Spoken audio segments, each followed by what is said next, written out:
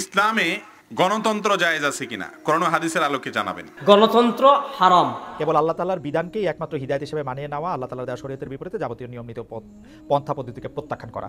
এখনকার যে গণতান্ত্রিক সিস্টেম, সংবিধানের সিস্টেম, সেটা তো অনেকটা ওয়েস্টার্ন ডেমোক্রেসি বা যেটাকে আমরা বলি যে ওয়েস্টমিনিস্টার ডেমোক্রেসি, সেইটার আদলে অনেকখানি করা। তো সেইটা কি আপনাদের সাথে সাংঘর্ষিক না? আপনারা যদি এটা পরিবর্তন করেন আপনাদের মতের সাথে আর কি? না, মোটেই না। এটা যদি আপনি পরিবর্তন করেন তাহলে কি আপনাদের মতো করে সংবিধান পরিবর্তন হবে?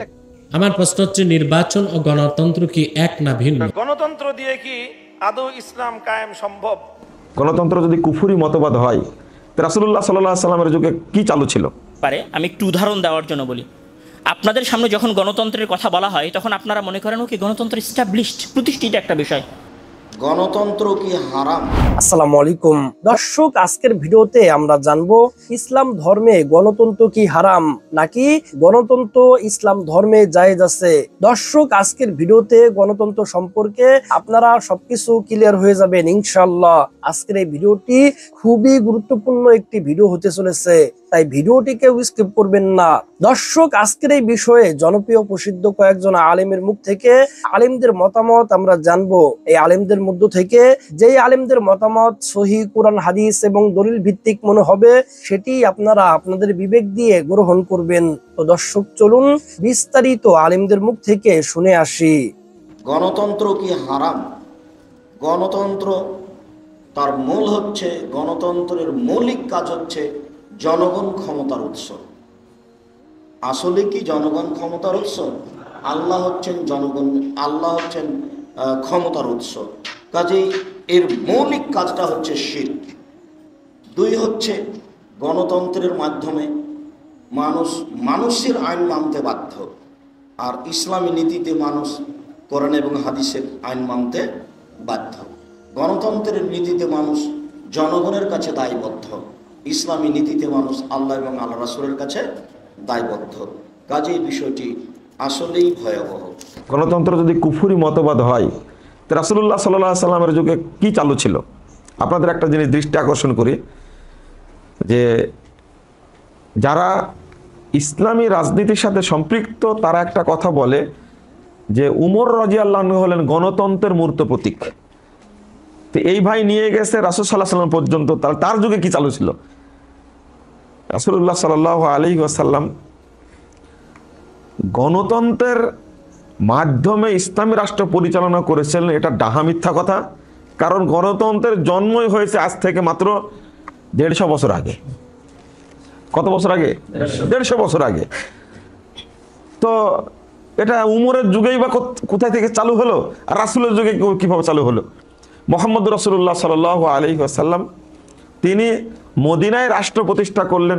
পরবর্তীতে মক্কা বিজয়ের পরে তিনি নবী হিসাবে তিনি তার রাষ্ট্রীয় গণ্ডি পরিচালনা করলেন। এটা গণতন্ত্রের মাধ্যমে হয়নি, বরং গণবিপ্লবের মাধ্যমে হয়েছে। গণবিপ্লব আর গণতন্ত্র কি আপনারাও জানেন। একটা কথা, বাংলাদেশে প্রথম বিপ্লব যেগুলো হয়েছে সেগুলো কি গণতন্ত্রের মাধ্যমে হয়েছে? শেখ মুজিবুর রহমান নেতা হয়ে গেলেন। আপনাদের একটু মানে জানার দরকার, আপনারা তো পড়াশোনা করেন না, পড়াশোনাগুলো জানতে পাবেন যে অধিকাংশ দেশে প্রথম বিপ্লবটা হয়েছে গণজাগরণের মাধ্যমে, সমাজ বিপ্লবের মাধ্যমে, গণতন্ত্রের মাধ্যমে না। যুগ্ম সাধারণ সম্পাদক ছিলেন শেখ মুজিবুর রহমান সাহেব, আর সভাপতি ছিলেন কে? মৌলানা ভাসানী। কিন্তু এই দেশ স্বাধীনের জন্য আল্লাহ তার কণ্ঠটাকে কবুল করলেন এমনভাবে, তো মানুষ তাকে বেছে নিলেন। 98% মানুষ তাকে সমর্থন দিল, তাই না? তাহলে তাকে নির্বাচন করেছিলেন কি ভোটের মাধ্যমে? তারপরে ক্ষমতায় আসলেন জিয়াউর রহমান, ভোটের মাধ্যমে? তারপরে ক্ষমতায় আসলেন কে? এরশাদ, কিসের মাধ্যমে? ভোটের মাধ্যমে? তাহলে একটু পিছনে চিন্তা করেন, আমি একটু খোলা বলি মাঝখানে। যখন বিপ্লব ঘটে যায় তখন একজনকে মানুষ কি করে? গ্রহণ করে নেয়, মেনে নেয়। প্রেক্ষাপট যখন চেঞ্জ হয়ে যায়, মানুষ এমনি সামনে আসে। ভাষা নিয়ে কোথায় পড়ে থাকলেন সভাপতি আর যুগ্ম সাধারণ সম্পাদক শেখ মুজিবুর রহমান মানুষের সামনে চলে আসলেন। এটা কিসের মাধ্যমে আসলেন? গণবিপ্লবের মাধ্যমে। আর গণতন্ত্র আর গণবিপ্লব, সমাজ বিপ্লব এক জিনিস না। তো যদি মুহাম্মদ রাসূলুল্লাহ সাল্লাল্লাহু আলাইহি সাল্লাম আকীদার বিপ্লবের মাধ্যমে তিনি রাষ্ট্র শাসন করেছেন, কথা পরিষ্কার। আমি একটু উদাহরণ দেওয়ার জন্য বলি, আপনাদের সামনে যখন গণতন্ত্রের কথা বলা হয় তখন আপনারা মনে করেন কি গণতন্ত্র এস্টাবলিশড, প্রতিষ্ঠিত একটা বিষয়। অনেকেই মনে করতে পারেন অনেক পুরনো। গণতন্ত্র কত বছর ধরে পৃথিবীতে আছে? 200-250 বছর ধরে। এর আগে গণতন্ত্রের কোনো অস্তিত্ব ছিলই না। হ্যাঁ, আপনি বলবেন যে আপনি যখন গুগলে সার্চ দিবেন গণতন্ত্র, তখন ওইখানে আসবে যে গ্রিক সভ্যতা, প্রাচীন সভ্যতাতেও গণতন্ত্র ছিল। এটা বলে তারা গ্রিক সভ্যতার কথা তুলবে। ওকে, আপনি যদি গ্রিক সভ্যতাতেও যান, সেই সময়ের দার্শনিক প্লেটো, অ্যারিস্টটলের ছাত্র, তার লিখিত বইয়ে গণতন্ত্রের বিরুদ্ধে বলে গেছে। তো আমি এখানে যেটা বলতে চাচ্ছিলাম সেটা হচ্ছে গণতন্ত্র এসেছে আজ থেকে 200-250-300 বছর আগে। তারপরে এখানে যে মানুষের নাগরিক অধিকার, যেটাকে তারা ইন্ডিভিজুয়ালিজম বলছে, ব্যক্তি স্বাধীনতার কথা বলছে, এই জিনিসগুলো কখন এসেছে? এই জিনিসগুলো এসেছে মূলত যখন ফরাসি বিপ্লব হলো 1800 শতকের দিকে, যখন ইউরোপে এনলাইটমেন্টের যুগ আসলো, মানে ইউরোপে বিপ্লব ঘটলো, এবং যখন আমেরিকা আর একটা স্বাধীন রাষ্ট্র হিসেবে প্রতিষ্ঠা লাভ করলো ব্রিটিশ কলোনির কাছ থেকে, তখন আমেরিকান কনস্টিটিউশন মানে আমেরিকার সংবিধান, ফরাসি বিপ্লব এবং ইউরোপিয়ান এনলাইটমেন্ট যুগ মানে আলোকায়ন যুগের উপর ভিত্তি করে ইউনাইটেড নেশন ফাংশন করে। মানে এখানে আমি আরেকটু ক্লিয়ার করে বুঝি, হয়তো আমার কথাটা বুঝতে পারছেন না। আমি একটা সমস্যার মধ্যে আছি। সমস্যাটা কি? সমস্যা হচ্ছে আমার দেশের সকল ক্ষমতা আমার দেশের, আমি একজন, মনে করেন আমি একজন খ্রিস্টান, আমার দেশের সকল ক্ষমতা আমার দেশের পাদ্রীদের হাতে। আমি চাইলে স্বাধীন মতো পড়াশোনা করতে পারি না, আমি চাইলে স্বাধীন মতো জমির মালিকানা নিতে পারি না, আমি চাইলে স্বাধীন মতো জমি কেনা বেচা করতে পারি না, আমি চাইলে একটা ইন্ডাস্ট্রি প্রতিষ্ঠা করতে পারি না, আমি চাইলে একটা কারখানা প্রতিষ্ঠা করতে পারি না। আমি যখনই কোনো কিছু করার চেষ্টা করি তখন আমার পাদ্রী আমার উপর মিথ্যা অপবাদ দিয়ে, ধর্ম অবমাননার অপবাদ দিয়ে আমাকে জেলে ঢুকিয়ে দেয়। আমি বিজ্ঞান নিয়ে গবেষণা করতে পারি না, কারণ আমি যখনই বিজ্ঞান নিয়ে গবেষণা করতে চাই তখন আমার পাদ্রী এইটা বলে যে আমি খোদার বিরুদ্ধে বিদ্রোহ করছি, এই কথা বলে আমাকে জ্বলন্ত পুড়িয়ে ফেলে। এই যে কথাগুলো, এই কথাগুলো কখনকার কথা? এই কথাগুলো হচ্ছে 1700, 1500, 1400 শতকের কথা। এই 1400, 1500 শতকে একটা, আপনারা সমাজ বিজ্ঞানের মধ্যে পড়েছেন, মধ্যযুগীয় অন্ধকারের মধ্যযুগ বা অন্ধকার যুগ বলে একটা শব্দ, একটা পরিভাষা প্রচলিত আছে সমাজবিজ্ঞানে। সেইটা কখন? সেটা হচ্ছে যে 1300, 1400, 1500 শতকে। তো একটা সমাজ যখন, মানে আমি যখন একটা সমস্যার মধ্যে আছি, যে সমস্যাগুলোর কথা আমি বললাম, তো এই সমস্যাগুলো থেকে তো আমাকে বের হতে হবে। তখন এই সমস্যাগুলো থেকে বের হওয়ার জন্য এখানে ফরাসি বিপ্লব হয়েছে, এই সমস্যাগুলো থেকে বের হওয়ার জন্য ইউরোপে বিপ্লব হয়েছে, এই সমস্যাগুলো থেকে বের হওয়ার জন্য আমেরিকা বিপ্লব ঘটেছে, আমেরিকা থেকে ব্রিটিশদেরকে তাড়ানো হয়েছে। এই সমস্যাগুলো থেকে বাঁচার জন্য ব্রিটিশের যে রাজতন্ত্র ছিল, এই রাজতন্ত্রের ক্ষমতাকে কমিয়ে আনা হয়েছে, দিয়ে সেখানে শ্রমিক দলের উত্থান ঘটেছে। তো যেই সমস্ত এলাকাগুলোতে সমস্যা ছিল, ওই সমস্যাগুলোর সমাধান খোঁজার জন্য তারা গণতন্ত্র নিয়ে এসেছে, ওই সমস্যাগুলোর সমাধান খোঁজার জন্য তারা হিউম্যান রাইটস অ্যাক্ট তৈরি করেছে, ওই সমস্যাগুলোর সমাধান খোঁজার জন্য তারা জাতিসংঘ তৈরি করেছে, ওই সমস্যাগুলোর সমাধান খোঁজার জন্য তারা LGBTQ এর অধিকার নিয়ে এসেছে। কথা হচ্ছে যে মুহাম্মদ সাল্লাল্লাহু আলাইহি ওয়াসাল্লাম 670 খ্রিস্টাব্দে যখন, 570 খ্রিস্টাব্দে যখন উনি মক্কায় জন্মগ্রহণ করলেন, ওনার উপরে যখন আল্লাহ ওহী দিলেন, তারপর থেকে নিয়ে শুরু করে 1400 বছরের ইতিহাসে তো আমরা এই সমস্যাগুলো সাফার করি নাই।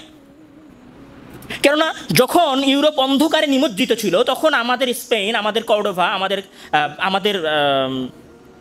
আমাদের স্পেনের আন্দালুসিয়া যে এলাকাগুলো, আমাদের টলেডো শহরের কথা যদি বলি, আমাদের গ্রানাডা শহরের কথা যদি বলি, আমাদের কর্ডোভা শহরের কথা যদি বলি, আমাদের বাগদাদের কথা যদি আমি বলি, আমাদের দেমাস্কের কথা যদি আমি বলি, আমাদের খোরাসান আল কুবরা যেটা বর্তমান ইরাক ইরানের মধ্যে আছে, এই ইরাক ইরানের বৃহত্তর অঞ্চলের কথা যদি আমি বলি, তাহলে এই পুরো অঞ্চলে বিজ্ঞান চর্চা হয়, এই পুরো অঞ্চলে জ্ঞান চর্চা হয়। এই অঞ্চলের মানুষ স্বাধীন, এই অঞ্চলের মানুষ ব্যবসা বাণিজ্যের ক্ষেত্রে স্বাধীন, এই অঞ্চলের মানুষ জমি জায়গা কেনার ক্ষেত্রে স্বাধীন, এই অঞ্চলের মানুষ শিক্ষা অর্জনের ক্ষেত্রে স্বাধীন, এই অঞ্চলের মানুষ এইটা মনে করে না যে তাদের শাসক তাদের উপরে পূর্ণরূপে নির্যাতন করতেছে, এটা এই অঞ্চলের মানুষ কোনোদিন মনে করে নাই। তো 1450 বছরে আমরা যেই সমস্যাকে ফেস করি নাই, যেই সমস্যা তোমরা ফেস করেছো, তোমরা ওই সমস্যার সমাধান খুঁজে বের করেছো, ওই সমস্যার সমাধান তোমরা তোমাদের উপরে ব্যবহার করো, সেইটা তো আমাদের উপরে তোমরা চালাতে পারো না। এখানে আরেকটা জিনিস, যে জাতিসংঘের যে মূল কথাগুলো, এই মূল কথাগুলো 3টা জায়গা থেকে এসেছে। আবার বলছি, ফরাসি বিপ্লব থেকে, ইউরোপিয়ান এনলাইটমেন্টের যুগ থেকে এবং আমেরিকান কনস্টিটিউশন থেকে। গণতন্ত্র হারাম, গণতন্ত্র, সবাই বলেন গণতন্ত্র। অন্তত যারা কোরআন সুন্নাহ সামান্য পরিমাণে পড়েছে, এমন কোনো আলেম জীবনেও গণতন্ত্রকে হালাল বলতে পারে না। গণতন্ত্র হারাম, এতে কোনো সন্দেহ নাই। বাকি হলো নির্বাচনের বিষয়। গণতন্ত্র হারাম, নির্বাচনের বিষয়ে আকাবিরে দেওবন্দের আমি সকল ফতোয়া ঘেটেছি, দারুম দেওবন্দের ফতোয়া, এটা নিয়ে আমার আলোচনা আছে, আমি ওইদিকে যাচ্ছি না। তো আমরা পৃথিবীতে খিলাফত প্রতিষ্ঠা করব অবশ্যই, এতে কোনো সন্দেহ নাই। খিলাফত প্রতিষ্ঠার মৌলিক দুইটা পথ আছে, একটা পদ্ধতি হলো কিতাল, আরেকটা পদ্ধতি হলো দাওয়াত। একটা পদ্ধতি হলো কিতাল মানে সশস্ত্র বিপ্লব সংগ্রাম, আর আরেকটা পদ্ধতি হলো দাওয়াত, দাওয়াত দিবেন আপনি। তো আপনি যদি যেমন মনে করেন বাংলাদেশে এখন গণতান্ত্রিক রাষ্ট্র, এটা সবাই বলে, আপনি বাংলাদেশে ইসলামী হুকুমত প্রতিষ্ঠা করতে চাচ্ছেন, পদ্ধতি দুইটা, হয় কিতাল করবেন, জিহাদ করবেন, নচেত আপনি কি দাওয়াত দিবেন। এখন আপনি যদি কিতাল করতে চান, যুদ্ধ করতে চান, ওয়েলকাম। কার সাথে করবেন? আওয়ামী লীগের সাথে, বিএনপির সাথে। তাহলে আপনি আগে ফতোয়া দেন আওয়ামী লীগের এরা কাফের, বিএনপির এরা কাফের। তো আপনি আওয়ামী লীগ বিএনপিকে তাকফির না করে খালি আলেমদেরকে তাকফির করেন কেন? নির্বাচন তো খালি আলেমরা করে না, আওয়ামী লীগরা করে না, বিএনপি করে না। তো আপনি আগে বলেন, আপনি তো মূল জিহাদ হবে তো আওয়ামী লীগের সাথে, বিএনপির সাথে। আপনি ফতোয়া দেন যে শেখ হাসিনা কাফের, আপনি ফতোয়া দেন খালেদা জিয়া কাফের, আপনি ফতোয়া দেন ওবায়দুল কাদের তার কাফের, তারপরে দিন দেখেন বাংলাদেশ থাকতে পারেন কিনা। তো এই কথায় সবাই একমত যে বাংলাদেশ এখন আপনি কিতাল করতে পারবেন না, কারণ কিতাল করতে হলে আপনার আমির লাগবে, 1 নম্বর, আমাদের কোনো আমির নাই। 2 নম্বর, কিতাল করতে হলে আপনার সামর্থ্য লাগবে, আমাদের সামর্থ্য আছে। আমাদের কার কি আছে? আমরা তো মনে করেন নারায়ে তাকবীর, মাধবদী মুড়ে সবাই চলে যাব, পুরা একদিনে ইসলাম কায়েম করে ফেলবো। যখন পুলিশ 10টা টিয়ার সেল মারবে, পরের 1 মাস আর কাউকে কোনো খবর পাওয়া যাবে না। তো যারা এই কথাগুলো বলেন, আমি গত পরশু মুহতারাম এনায়েতুল আব্বাসী হাফিজুল্লাহ তার বক্তব্য শুনে তিনি ওই কথা বলেছেন যে বাংলাদেশে এখন আপনি চাইলেই কিতাল করতে পারবেন না, বাংলাদেশে এখন আপনি কি করবেন? দাওয়াত দিবেন। দাওয়াত মানে ইসলামী ইমারত প্রতিষ্ঠার জন্য, ইমারত প্রতিষ্ঠার মৌলিক যে বিষয়গুলো আছে, দাওয়াত, এর ভিতর একটা কনসেপ্ট হলো দাওয়াত। দাওয়াতের কাজ, যেমন আমি এখানে এসেছি, দাওয়াতের কাজ করেছি। আমাদের আরিফ বিন হাবিব হাফিজুল্লাহ তিনি এসেছেন, দাওয়াতের কাজ করেছেন, তিনিও দাওয়াতের কাজ করবেন। দেখেন আমি এসেছি ঢাকা থেকে গাড়ি নিয়ে, আপনারা আমাকে কম বেশি একটা টাকা দিবেন, আরিফ বিন হাবিব সাহেবকেও দিবেন। আমরা ওয়াজে একটা দাওয়াতের কাজ করি, ওয়াজের দাওয়াতের কাজে যারা দাওয়াত দেন তারা হাদিয়া পান। আপনি যদি হাদিয়া কম দেন, পরের বছর আমরা না, আমাদের কথা না, অনেকের কথা, যে আগামী বছর আর কি আসবে না। তো আমরাও দাওয়াতের কাজ করি, কিন্তু আমাদের থেকে বেশি দাওয়াতের কাজ করছে সংগঠন। দেখেন আপনি বাংলাদেশে ইসলামী যতগুলো সংগঠন, আপনি খেলাফত মজলিসের কথা বলেন, বাংলাদেশ খেলাফত মজলিসের কথা বলেন, জমিয়তে উলামা ইসলামের কথা বলেন, ইসলামী আন্দোলনের কথা বলেন, দাওয়াতের কাজের ক্ষেত্রেও বক্তাদের থেকে সাংগঠনিক প্রক্রিয়ায় দাওয়াতের কাজ যারা করে তারা বেশি এগিয়ে। যেমন আপনি যারা সংগঠনের কাজ করে, আপনি জমিয়ত বলেন, খেলাফত বলেন, ইসলামী আন্দোলন বলেন, তাদের নেতাকর্মী যারা আছে, আমরা তো এসে দাওয়াতের কাজ করলে আপনারা টাকা দিবেন, তারা দেখবেন তাদের সাংগঠনিক যে কর্মী সম্মেলনগুলো হয়, কর্মী তরবিয়তগুলো হয়, এগুলোতে তারা নেতাকর্মীরা আসে, নিজের টাকা দিয়ে ভাড়াও দেয় না, হাদিয়াও দেয় না। এই যে লুক তৈরি করছে, আপনি তো হুট করে চাইলেই একদিনে নেমে আপনি আইএসের মতো বোমা মেরে আর জামিয়াতুল মুজাহিদিন জিএমবির মতো বোমা মেরে বাংলাদেশের নিরীহ মুসলমানদেরকে হত্যা করে এই বাংলাদেশে ইসলামী হুকুমত প্রতিষ্ঠা কোরআনেও নাই, হাদিসেও নাই। এগুলো সন্ত্রাসী কাজ ছাড়া কিছুই না। খুদ মুহতারাম এনায়েতুল্লাহ আব্বাসী হাফিজাহুল্লাহ, আমি তার এই বক্তব্য শতভাগ একমত, এবং সব আলেমদের কথাও এটা, যে এখন আপনি বাংলাদেশ চাইলে কিতাল করতে পারবেন না। আপনার কিতাল করতে হলে একজন আমির লাগবে, আপনার আমির নাই, আপনার সালতা লাগবে, সামর্থ্য লাগবে, আপনার কিচ্ছু নাই। 3 নম্বর, আপনি বাংলাদেশ কার লগে কিতাল করবেন? আপনি নেমে গেলেন, ধরেন আপনি ফতোয়া দিলেন আওয়ামী লীগ কাফের, ধরেন আপনি ফতোয়া দিলেন বিএনপি কাফের, ফতোয়া দিয়ে মনে করেন এখন আওয়ামী লীগ ক্ষমতায় আছে, আওয়ামী লীগের অধীনে বাংলাদেশের কত হাজার সেনাবাহিনী আছে, কত হাজার ইয়ে আছে, বুঝেন না? আপনি মনে করেন ফতোয়া দিলেন যে কিতাল করে বাংলাদেশে একদিন ইসলাম কায়েম করে ফেলবেন, বাংলাদেশ সেনাবাহিনীর বিরুদ্ধে বাংলাদেশের যত আলিম আছেন, যত পাবলিক আছেন, সব যদি নাইমা যান, একদিনও টিকতে পারবেন? এজন্য শুধু আবেগ দিলে হবে না, আপনি ফিক বুঝতে হবে। আল্লাহ রাব্বুল আলামিন এজন্য দাওয়াতের কাজ ব্যাপক আকার ধারণ করতে হবে। আমি যে কথাগুলো বলি সব জায়গায় বলি, আমাদের জনপ্রশাসন যারা আছে, আইন বিভাগে যারা আছে, তাদের সবার কাছে ইসলামের সৌন্দর্যের মেসেজগুলো আমাদের তুলে দিতে হবে। এগুলো হলো আমার মৌলিক কথা। এই কথাগুলোর ভিতর কোনো ইখতিলাফ নাই, ইখতিলাফে যাওয়ার দরকার নাই। দাওয়াতের কাজ সবাই ব্যাপকভাবে করেন। ইসলামে গণতন্ত্র জায়েজ আছে কিনা কোরআন হাদিসের আলোকে জানাবেন। ভাই, এ তো 2 ঘন্টার ওয়াজ, অল্প সময় উত্তর দেওয়ার মতো বিষয় না। গণতন্ত্র একটা জীবন ব্যবস্থা, এর অনেক দিক আছে। কিছু কিছু দিক আছে ইসলামের সাথে মিল আছে, আবার কিছু কিছু দিক আছে ইসলামের সাথে কোনো মিল নাই। যেমন গণতন্ত্র বলে জনগণ যা চাইবে সেটাই আইন হবে, ইসলাম বলে না, আল্লাহ যা চাইবে সেটাই আইন হবে। তাহলে এখানে গণতন্ত্রের সাথে ইসলামের কি নাই? মিল নাই। আবার গণতন্ত্রে মানুষের মতামত নিয়ে সরকার গঠন করার কথা বলে। সাহাবা একরামের যুগে খলিফাদের অনেকের নির্বাচনের সময়ও এরকম মানুষের মতামত সংগ্রহ করে সেটার উপরে ভিত্তি করে খলিফা নির্বাচন হয়েছে। এরকম অনেক দিক থেকে মিল আছে। গণতন্ত্র সুশাসনের কথা বলে, ইসলামও সুশাসনের কথা বলে, হয়তো পদ্ধতি ভিন্ন। কথা কি বুঝাতে পারছি? সব পয়েন্টে মিল, আবার সব পয়েন্টে অমিল এরকমও না, তবে মোটা দাগে দুইটা আদর্শ সম্পূর্ণ। গণতন্ত্র দিয়ে কি আদৌ ইসলাম কায়েম সম্ভব, এটাও আরেকটা বড় প্রশ্ন। গণতন্ত্রের যে ডেফিনিশন, আমরা জানি যে গণতন্ত্র কাকে বলা হয়, হোয়াট ইজ ডেমোক্রেসি। এর অনেক ডেফিনিশন আছে। এর সবচেয়ে জনপ্রিয় এবং সবচেয়ে প্রসিদ্ধ ডেফিনিশন যেটা আব্রাহাম লিঙ্কনের দেয়া, government of the people, by the people, for the people.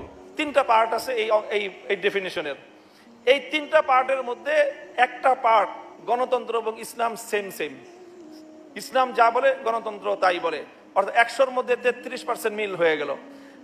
আর একটা পার্ট আছে যেই পার্টটা ইসলাম এবং গণতন্ত্র সম্পূর্ণ ভিন্ন, পরস্পর বিরোধী, সাংঘর্ষিক বক্তব্য দেয়। ইসলাম যা বলে গণতন্ত্র তার 100% বিপরীতটা বলে, গণতন্ত্র যা বলে ইসলাম তার 100% বিপরীতটা বলে। এটা হলো আরেকটা পয়েন্ট। আর আরেকটা পয়েন্ট আছে যেই পয়েন্টে ইসলাম গণতন্ত্রেরটা আংশিক স্বীকার করে আর আংশিক অস্বীকার করে।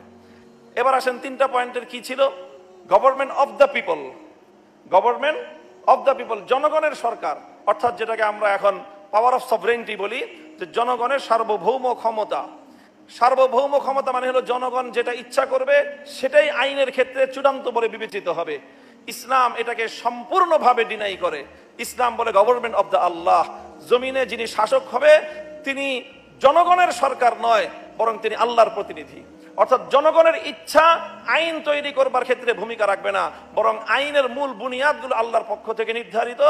আল্লাহর পক্ষ থেকে শাসক হবে প্রতিনিধি, সে আল্লাহর সেই আইনগুলোকে জনগণের কল্যাণে বাস্তবায়ন করবে।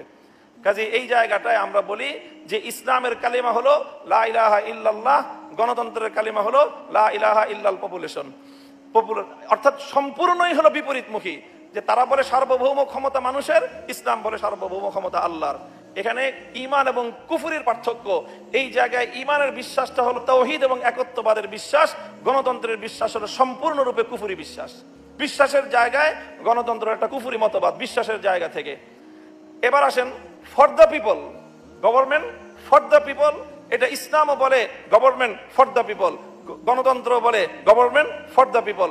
জনগণের কল্যাণে রাষ্ট্র কাজ করবে, সরকার কাজ করবে, জনগণের শতভাগ কল্যাণের জন্য নিয়োজিত হবে।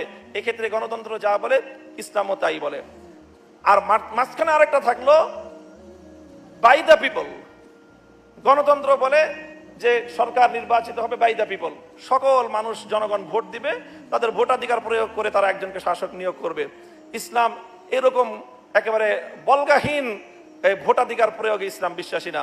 ইসলাম বলে by the selected people, government of the আল্লাহ by the selected people for the all people. এটা হলো ইসলাম, যে গভর্নমেন্ট অফ দ্য আল্লাহ by the selected people for the all people. By the selected people মানে কি? ইসলাম বলে যে ইসলামের মূল দর্শন যেটা, সেখানে রাষ্ট্রের জনগণের, নাগরিকদের দুই ধরনের আইডি কার্ড থাকবে। একটা হলো আইডেন্টিটি কার্ড, যেটা তার ব্যক্তিগত শনাক্তের কার্ড হবে, আর একটা হবে voter ID card. Identity card যেটা, সেটা তো সবাই পাবে, এটা দিবে স্বরাষ্ট্র মন্ত্রণালয়। আর ভোটার আইডি কার্ড যেটা, সেটা দিবে নির্বাচন কমিশন। নির্বাচন কমিশন সকলকে ভোটার আইডি কার্ড দিবে না। ভোটার আইডি কার্ড দেওয়া হবে দুইটা ক্রাইটেরিয়ার ভিত্তিতে। ভোটার আইডি কার্ড পাবে মানুষ দুটো ক্রাইটেরিয়ার ভিত্তিতে। এক নম্বর ক্রাইটেরিয়া হলো যেটাকে বলা হয় আহলে রায়, অর্থাৎ জনগণের জন্য কোন ব্যক্তি উত্তম শাসক হিসেবে বিবেচিত হতে পারে, এই বিবেচনা বোধ যার মধ্যে আছে। এই বিবেচনা করার জন্য যা যা লাগে, তাকে শিক্ষিত হতে হবে, যথেষ্ট ইনফরমেশন তার কাছে থাকতে হবে, একজন ব্যক্তিকে অ্যানালাইসিস করার মতো তার ন্যূনতম যোগ্যতা থাকতে হবে। এই সব যোগ্যতা দিয়ে তার মধ্যে এতটুকু দক্ষতা এবং যোগ্যতা থাকতে হবে যে রাষ্ট্রের জন্য, জনগণের জন্য কল্যাণকর শাসক নির্বাচন করার মতো দক্ষতা, যোগ্যতা, বিচক্ষণতা তার থাকতে হবে। এটা হলো প্রথম ক্রাইটেরিয়া। দুই নম্বর ক্রাইটেরিয়া, তার মধ্যে আমানতদারি থাকতে হবে। 5 টাকা, 10 টাকা, 5,000, 10,000 অথবা কোনো ক্ষমতার অংশীদারিত্বের লোভে পড়ে সে যোগ্য ব্যক্তিকে রেখে অযোগ্য ব্যক্তিকে ভোট দিবে না, এতটুকু আমানতদারি তার থাকতে হবে। এই দুই ক্রাইটেরিয়ার ভিত্তিতে নির্বাচন কমিশন, ইলেকশন কমিশন রাষ্ট্রের মধ্যে বিভিন্ন বাছাই পর্বের মাধ্যমে ভোটার আইডি কার্ড সার্ভ করবে। যারা ভোটার আইডি কার্ড পাবে তারাই কেবলমাত্র ভোট দিবে, আর যারা ভোটার আইডি কার্ডের ক্রাইটেরিয়া টিকবে না তাদের ভোটাধিকার থাকবে না। এই জন্য আমরা বলি যে ইসলামী রাষ্ট্র দর্শন হলো, আবার বলছি, যে গভর্নমেন্ট অফ দ্য আল্লাহ by the selected people for the all people. আর গণতন্ত্র কি বলে? যে government of the people by the people for the people. আর মূল বিশ্বাসের জায়গাটায় তাওহীদ এবং শিরকের স্পষ্ট ব্যবধান। গণতন্ত্র বিশ্বাসের দিক থেকে শতভাগ একটা শিরকি মতবাদ। কাজেই এই জন্য এখন যেটা আমরা দেখি যে এখন অনেকেই গণতান্ত্রিক প্রক্রিয়া নির্বাচনে অংশগ্রহণ করে, এই নির্বাচন প্রক্রিয়া অংশগ্রহণ করার বৈধতা অবৈধতা সেটা একটা ভিন্ন প্রশ্ন এবং সেটা দীর্ঘ আরেকটা আলোচনার দাবি রাখে। এই ক্ষেত্রে সংক্ষেপে কথা হলো যে বর্তমান এই প্রক্রিয়ার মধ্যে যারা নির্বাচিত হন, নির্বাচনে অংশগ্রহণ করে যারা নির্বাচিত হন, সেই নির্বাচিত যারা হন তাদের মধ্যে দুটো দিক থাকে। একটা দিক হয় তারা এলাকার প্রতিনিধি হয়, এক একজন সংসদ সদস্য এক একটা এলাকার কি হয়? প্রতিনিধি হয়। দুটো না বরং তিনটা দিক থাকে তাদের মধ্যে। একটা হলো প্রথম তারা আইন প্রণেতা হয়, 2 নম্বর হলো তারা এলাকার মানুষের জনপ্রতিনিধি হয়, 3 নম্বর হলো তাদের মাধ্যমে একটা গভর্নমেন্ট ফর্ম হয়। তো গভর্নমেন্ট ফর্ম হওয়া কোনো ব্যক্তির মাধ্যমে এবং এলাকার মানুষের প্রতিনিধিত্ব করা, এই দুটোতে ইসলামের খুব বড় কোনো আপত্তি নাই। কাজে এই গণতান্ত্রিক প্রক্রিয়ায় যদি কেউ জনগণের প্রতিনিধি নিযুক্ত হয় অথবা গণতান্ত্রিক প্রক্রিয়ায় যদি কেউ ক্ষমতায় গভর্নমেন্ট ফর্ম করার মতো কোনো উপযুক্ততা পায়, সিস্টেমটা ইসলামিক না, তবে এই সিস্টেমে কেউ যদি গভর্নমেন্ট ফর্ম করতে পারে তাহলে ইসলামের মৌলিক কোনো বিধান লঙ্ঘিত হয় না। কিন্তু প্রথম যে পয়েন্ট, যে অর্থাৎ আইন প্রণেতা হওয়া, সার্বভৌম আইন প্রণেতা হওয়া, সংসদীয় গণতন্ত্রের মধ্যে যেই জায়গাটা আছে সেই জায়গাটা অনেক ভয়ঙ্কর একটা জায়গা এবং সেই জায়গায় স্বয়ং আল্লাহর ক্ষমতা মানুষ নিজ হাতে তুলে নেওয়ার মতো একটা চরম ক্ষুধাদ্রোহিতার একটা বিষয় রয়েছে। এই জায়গাটা থেকে এটা খুব ভয়ঙ্কর একটা জায়গা। আমার প্রশ্ন হচ্ছে, নির্বাচন ও গণতন্ত্র কি এক না ভিন্ন? আচ্ছা, বর্তমান পরিস্থিতিতে বাংলাদেশে ইসলামী হুকুমত কায়েম করার পদ্ধতি কি? এই লক্ষ্যে হযরত কিভাবে কাজ করে যাচ্ছেন? আমার প্রশ্ন হচ্ছে, নির্বাচন ও গণতন্ত্র কি এক না ভিন্ন? সুন্দর প্রশ্ন করছেন। প্রথম কথা হচ্ছে, গণতন্ত্র একটি কুফরি মতবাদ। এটা আলহামদুলিল্লাহ আমি বলার পর তারা মেনে নিস। এখন বলেন তো আপনারা, গণতন্ত্রের জন্য নির্বাচন না নির্বাচনের জন্য গণতন্ত্র? জি না, নির্বাচন প্রতিষ্ঠার জন্য গণতন্ত্র। নির্বাচন হচ্ছে আপনার মতামত যাচাই, ঠিক না? তো উসুল হচ্ছে কুল্লু মা ইউআদ্দি ইলাল কুফরে ফাহুয়া কুফর, কুল্লু মা ইউআদ্দি ইলাল হারামে ফাহুয়া হারাম। যে জিনিস হারামের দিকে ধাবিত করে সেটাও হারাম, যেটা কুফরের দিকে নিয়ে যায় সেটাও কুফর। হ্যাঁ, জোর জবরদস্তি চাপিয়ে দিলে কিংবা ওজোরে নাজায়েজ মনে করে কিছু সময়ের জন্য করা, ওইটা ওজোর, ওইটা ভিন্ন। আদর্শ হিসেবে গ্রহণ করা যাবে না, ইবাদত মনে করা যাবে না। আচ্ছা, বর্তমান পরিস্থিতিতে বাংলাদেশে ইসলামী হুকুমত কায়েম করার পদ্ধতি কি? এই লক্ষ্যে হযরত কিভাবে কাজ করে যাচ্ছেন ব্যাখ্যা করলে উপকৃত। আলহামদুলিল্লাহ, সুন্দর বলেছেন আপনি। ইসলামী হুকুমত কায়েমের জন্য ইসলাম মৌলিক যে পদ্ধতি দিয়েছে তার একটা হচ্ছে কেতাল, জিহাদ ফি সাবিলিল্লাহ, আর একটা হচ্ছে দাওয়াত। তো বাংলাদেশে যেহেতু লাখ লাখ মুসলমান, সরকারে বিরোধী দলে প্রচুর মুসলমান নেতা নেত্রী আছে, লাখ লাখ মসজিদ আছে, মাদ্রাসা আছে, আমরা এখানে দ্বিতীয় পদ্ধতিটাকেই শ্রেয় মনে করছি আপাতত। সেটা হচ্ছে দাওয়াত। সেটা কি? দাওয়াতের মাধ্যমে আমরা মানুষের সামনে তুলে ধরছি যে গণতন্ত্রের মাধ্যমে পৃথিবীর কোথাও ইসলামী হুকুমত কায়েম হতে পারে। গণতন্ত্রের মাধ্যমে পৃথিবীর কোথাও ইসলামী হুকুমত কায়েম হতে পারে নাই, পারে না। খেলাফতের মাধ্যমেই ইসলামী হুকুমত বা ইমারাতুল ইসলামিয়া কায়েম হবে। কথা বুঝতে পেরেছেন? ইমারাতি ইসলামিয়া কায়েম হতে খেলাফত লাগবে, এর কোনো বিকল্প নাই। দ্বিতীয়, আপনাকে দাওয়াতি কাজ করতে হবে। কি কাজ? মন্ত্রী, এমপি, মিনিস্টার, সচিব, প্রফেসর, ডাক্তার, ব্যারিস্টার সবার কাছে এ দাওয়াত পৌঁছাতে হবে যে ইসলামী হুকুমত হচ্ছে শ্রেষ্ঠ, আর ইসলামী হুকুমত কায়েম করতে হবে রাসূল করিম সাল্লাল্লাহু আলাইহি ওয়াসাল্লাম ১৫০০ বছর আগে যে তরিকা শিক্ষা দিয়েছেন সেই তরিকায় খেলাফতের আদলে। ঠিক কিনা বলেন? আমরা এই দাওয়াতি কাজ করে যাচ্ছি। তারপর আমরা এটা বলি না যে ইসলামের ব্যানার নিয়ে কেউ নির্বাচন করতে পারবে না, এটা আমরা বলি না। আমরা বলি এটা হালাতে এদতেরার। এটা কি? যেমন আপনি সুন্দরবন গেছেন ঘুরতে, পথ হারায় ফেলছেন, খাবার দাবার নাই, দেখছেন একটা মরা হরিণ পড়ে আছে, জীবন বাঁচাতে আপনি মৃত হরিণের গোশত খেতে পারবেন। কতটুক জীবন বাঁচাইতে দরকার কিন্তু হারাম মনে করে হালাল মনে করতে পারবেন না। অতএব আপনি যদি বৃহৎ স্বার্থে তাগুতকে প্রতিরোধ করতে কিংবা ইসলামের পক্ষে তো বিল পাস হবে না, বিপক্ষের বিল পাস ঠেকাতে ওজোর হিসেবে নির্বাচনে যেতেও চান, সেটাকে জায়েজ মনে করা যাবে না, হালাল মনে করা যাবে না, ইবাদত মনে করা যাবে না। আমাদের বক্তব্য স্পষ্ট, একবার হাজারবার বলছি। এখন ঘুমের মানুষকে ডাক দিলে ঘুম থেকে উঠে, আর যে জেগে জেগে ঘুমায় সে তো উঠতে চায় না। আরেকজন মনে করেন বললেন যে চারটা প্রচলিত চারটা ধর্ম, যেমন বুদ্ধিজম, হিন্দুইজম, খ্রিস্টানিজম এবং ইসলাম, এই চারটা ধর্ম মিলে একটা নতুন ধর্ম করা যায়। কথা বোঝেন, চারটা রিলিজিয়ন মিলে নতুন একটা ধর্ম করা যায়, এটা কিছু মানুষ মত দিল। আর কিছু মানুষ বলছে না, এটা সম্ভব না, ইসলাম ইসলামের জায়গায় থাকবে, অন্যান্য ধর্ম অন্যান্য ধর্মের জায়গায় থাকবে। তবে আমরা সবার সাথে সম্প্রীতি বজায় রাখবো, কারোর সাথে কারো কোনো দ্বন্দ্বে আমরা যাব না। এখন এই বেশিরভাগ মানুষ যে বলছে যে সব ধর্মগুলো মিলে একটা নতুন মানব ধর্ম তৈরি করা যায়, ওই মতটা সঠিক হবে নাকি অল্প কিছু মানুষের মতটা সঠিক হবে? তো এখানে একটা মূলনীতি বুঝতে হবে যে কোরআন এবং সুন্নাহর অনুকূলে যে কোনো মত আসুক গ্রহণ করা যাবে। ইসলাম বাদ দিয়ে আমরা অন্য যে মতবাদগুলো অনুসরণ করে থাকি আর কি, পশ্চিমা মতবাদ বলেন, তারপরে গ্রিকদের দর্শন বলেন, চাইনিজ দর্শন বলেন, তারপর ব্যাবিলনের সভ্যতার দর্শন বলেন, যত দর্শন আমরা ফলো করি ইসলাম বাদ দিয়ে, এগুলো যদি কোরআন এবং সুন্নাহর সাথে সাংঘর্ষিক হয়, সেগুলো কি পরকালে আমাদেরকে বাঁচাতে পারবে? পারবে না। কিন্তু যে কোনো মত, যে কোনো পথ, যে কোনো দর্শন যদি ইসলামের অনুকূলে হয়, কোরআন সুন্নাহর কাছাকাছি হয়, কোরআন এবং হাদিসের সাথে মিলে যায়, সেটা ইনশাআল্লাহ তাআলা ইসলামকে এগিয়ে নেওয়ার ক্ষেত্রে সাহায্যকারী ভূমিকা পালন করবে। আমি কি বুঝাতে পারছি? আল্লাহ পাক পৃথিবীতে নামিয়ে দিয়েছেন, এতিম করে ছেড়ে দেন নাই। আল্লাহ পাক হেদায়েত দিয়েছেন, আসমানি কিতাব পাঠিয়েছেন। আসমানি কিতাবের সর্বশেষ কিতাব কি? আল কোরআন, যার ব্যাখ্যা হচ্ছে সুন্নাহ, হাদিস। কোরআন হাদিস মিলেই হচ্ছে ইসলাম। এটা বাদ দিয়ে অন্য কোনো দিন তালাশ করলে আমল কবুল হবে না। এই ইসলামের সংযোজন বিয়োজনের কোনো সুযোগ নাই। এখন ইসলাম বাদ দিয়ে অন্য মতাদর্শগুলো যদি আমরা ফলো করি, সেগুলো যদি কোরআন সুন্নাহর অনুকূলে হয় ঠিক আছে, যদি কোরআন সুন্নাহর প্রতিকূলে যায় তাহলে ঠিক নাই।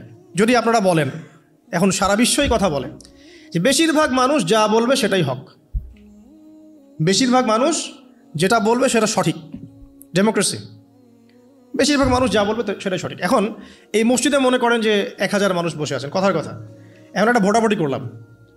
বিষয় কি? বিষয় হচ্ছে সুদ হালাল না হারাম। বিষয়টা হচ্ছে সুদ মানবতার কল্যাণে উপকারী না ক্ষতিকর। এখন আপনাদের মধ্যে 999 জন ভোট দিল যে সুদ মানবতার জন্য উপকারী, অর্থনৈতিক অগ্রগতির জন্য সুদের দরকার আছে, সুদের লোন না নিলে এই যুগে চলা যায় না, সুদ না খেলে এই যুগে বিল্ডিং করা যায় না, সুদ না খেলে অর্থনৈতিক প্রোগ্রেস হবে না। তাদের মত এটা। কজনের মত? 999 জন। তো বেশিরভাগ মানুষ যেহেতু এটাতে ভোট দিল, অতএব এটা সত্য নাকি? ওই যে একজন আল্লাহর বান্দা বলছেন না এটা ভুল, এটা মিথ্যা, এটা আল্লাহর আইনের বিরোধী, রাসূলের আইনের বিরোধী, এটা মানবতার বিরোধী, সুদ খেলে এক শ্রেণীর মানুষ ধনী হয়, বেশিরভাগ মানুষ গরিব হয়ে যায়, এবং সুদের কোনো কল্যাণ নাই, বরং এর মধ্য দিয়ে সম্পদ সংকুচিত হয়। তার বুঝ, একজনের বুঝ। এখন ইসলামের দৃষ্টিতে ওই একজনের রায়টা নেওয়া হবে না 999 জনের রায় নেওয়া হবে? তাহলে ইসলামের মানদণ্ডে এই প্রচলিত সোকল ডেমোক্রেসি টিকলো কি না? টিকলো না।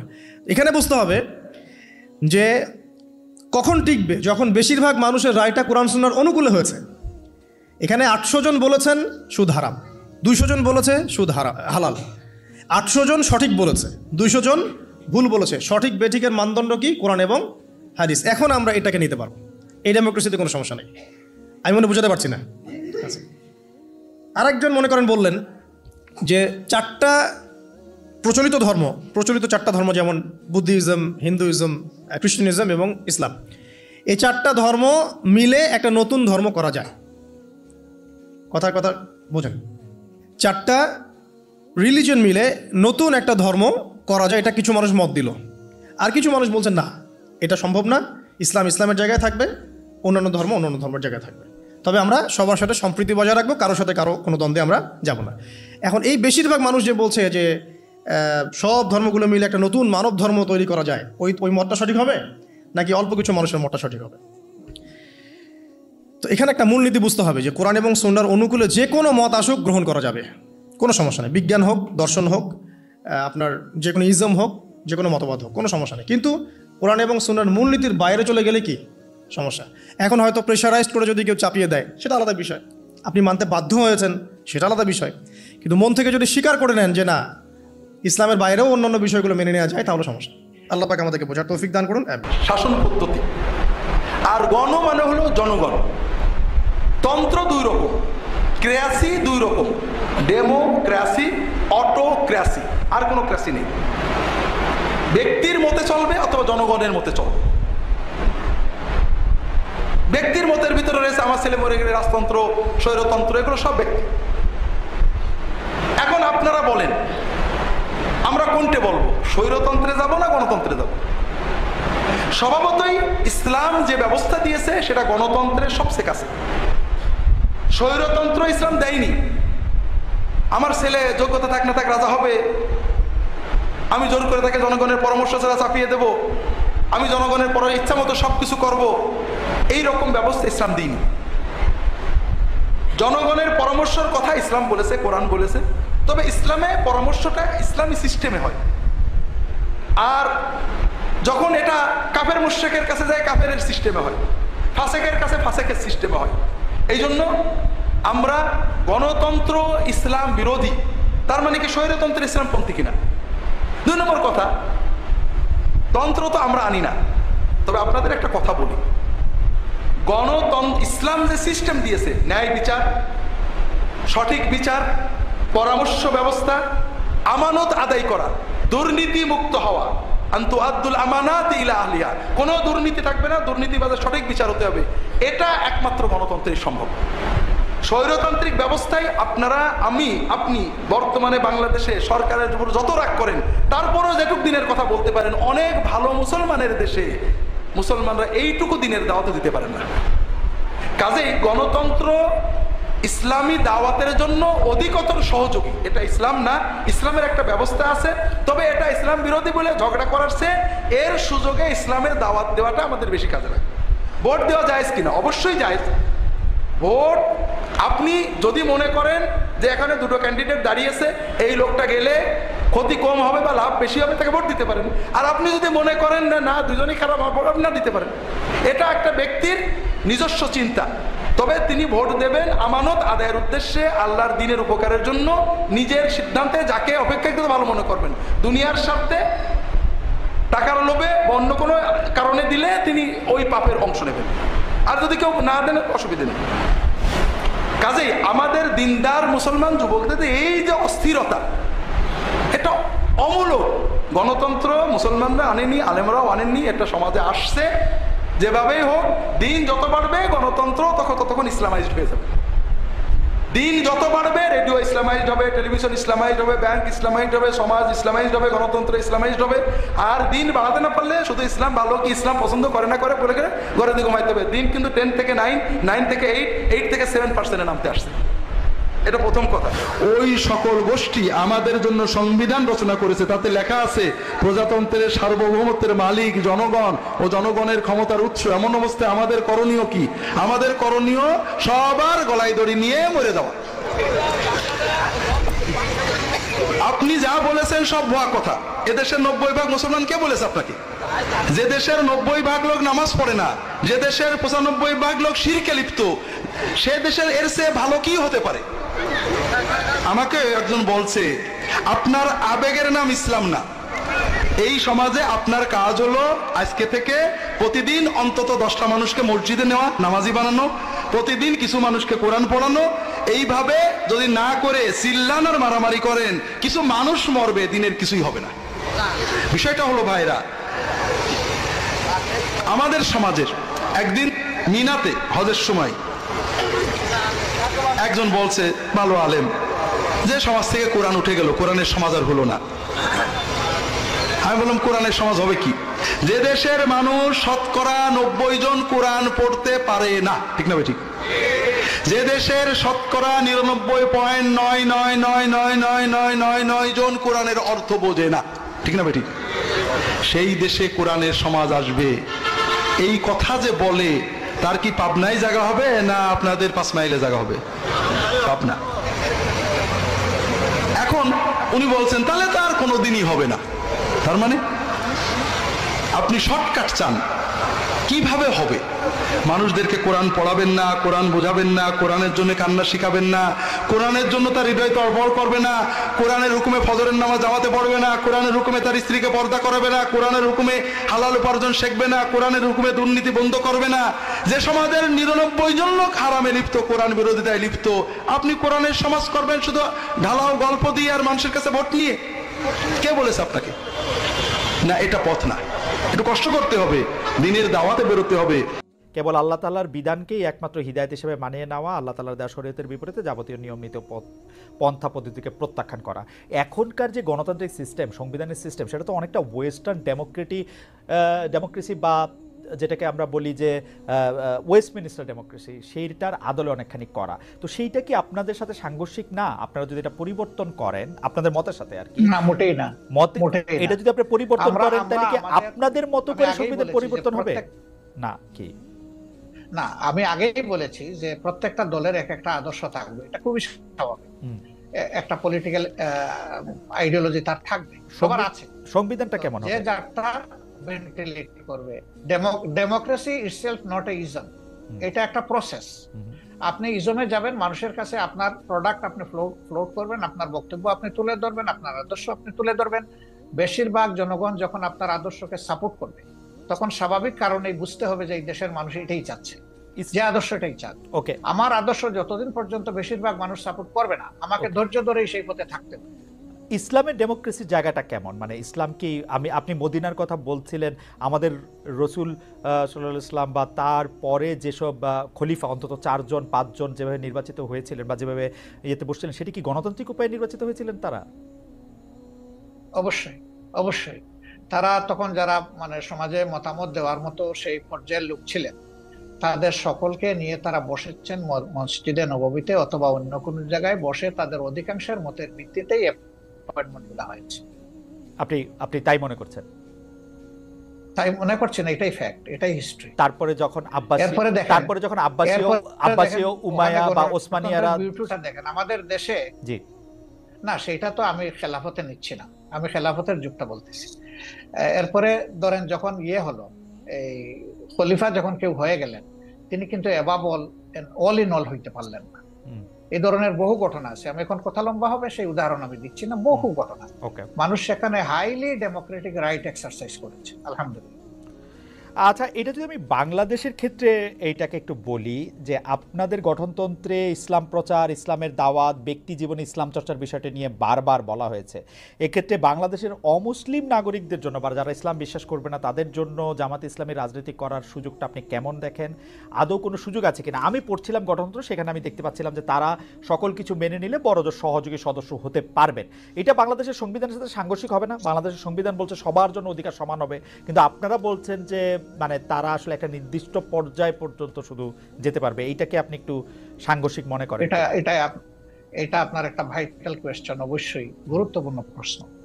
দেখেন, আমরা তো কাউকে ইম্পোজ করব না, আমাদের আদর্শটা গ্রহণ করতে এবং দলে আসতে আমরা ইম্পোজ করব না, কিন্তু দলের দরজা তাদের জন্য বন্ধ করা যাবে। আমরা দরজা খোলা রেখেছি। প্রয়োজনে গঠনতন্ত্র তো আল্লাহর কোরআন না, কোরআনের আলোকে রচিত। কোরআন পরিবর্তন করা যায় না, কিন্তু গঠনতন্ত্র পরিবর্তন করা যায়। আমাদের গঠনতন্ত্রের দেখেন যে 22-23তম সংস্করণ পর্যন্ত হয়তো আছে, আপনি পাবেন। রাইট। তার মানে কি? তার মানে হলো আগের যে জিনিসটা আমরা মনে করেছি পরিবর্তন করা দরকার, মূলনীতি ঠিক রেখে যুগের চাহিদাকে অ্যাড্রেস করা দরকার, সেটা আমরা করেছি। হবে, সবগুলাই হবে, অ্যাকোমোডেশন হবে, কোনো সমস্যা হবে না ইনশাআল্লাহ। দর্শক, আশা করি সম্পূর্ণ ভিডিওটি দেখেছেন এবং গণতন্ত্র নিয়ে ইসলাম কি বলে আশা করি আপনারা সবকিছু ক্লিয়ার হয়েছেন। দর্শক, আজকের ভিডিওটি দেখার পরে আপনি কি গণতন্ত্রের পক্ষে নাকি আপনি গণতন্ত্রের বিপক্ষে? আপনাদের মতামত অবশ্যই কমেন্ট সেকশনে জানিয়ে দিবেন। তো দর্শক, আজকের এই ভিডিওটি এ পর্যন্তই। ভিডিওটি ভালো লাগলে লাইক এবং শেয়ার করে দিয়েন। চ্যানেলটি সাবস্ক্রাইব করে না থাকলে চ্যানেলটি সাবস্ক্রাইব করে দিয়েন। দেখা হবে নতুন ভিডিওতে। আল্লাহ হাফেজ।